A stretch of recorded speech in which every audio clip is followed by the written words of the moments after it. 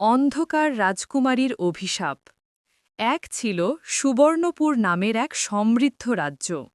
রাজ্যের সবার প্রিয় ছিলেন রাজকুমারী আভিরা। তার গায়ের রং ছিল কালো, কিন্তু সৌন্দর্য আর বুদ্ধিমত্তায় তিনি ছিলেন তুলনাহীন। মানুষ তাকে ভালোবাসত, কিন্তু প্রাসাদের ভেতরে কিছু লোক তাকে নিয়ে বিদ্রূপ করত। একদিন অচেনা এক জাদুকরী প্রাসাদের সামনে এসে ভবিষ্যৎবাণী করল, রাজকুমারী আভিরা অন্ধকার শক্তির ছায়ায় আবদ্ধ হবে, আর সেই ছায়া থেকেই জন্ম নেবে তার ভাগ্যের রহস্য।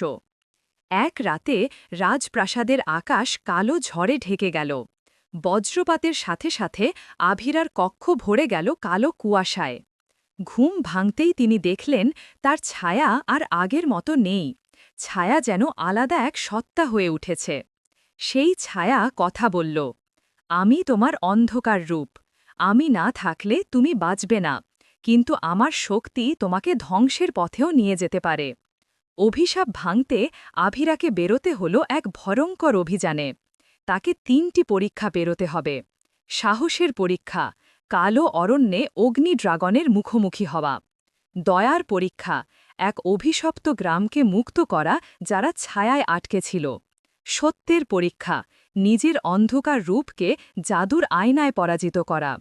আভিরা শেষ পরীক্ষায় বুঝতে পারল তার অন্ধকার আসলে তাকে ধ্বংস করতে নয়, বরং তার সাহস আর শক্তিকে প্রমাণ করতে এসেছে। আয়নায় সে নিজের ছায়াকে আলিঙ্গন করল। তখন অন্ধকার মিলিয়ে গিয়ে আভিরার হৃদয় থেকে উজ্জ্বল আলো ছড়িয়ে পড়ল। রাজ্যে ফিরে এসে সবাইকে তিনি বললেন, সৌন্দর্য গায়ের রঙে নয়, মনের শক্তি আর সাহসে। অন্ধকার ছাড়া আলো বোঝা যায় না, ঠিক তেমনি দুর্বলতা ছাড়া প্রকৃত শক্তি প্রকাশ পায় না। রাজকুমারী আভিরা তখন থেকে পরিচিত হলেন আলোকিত রাজকুমারী নামে, আর তার গল্প রয়ে গেল মানুষের হৃদয়ে চিরকাল।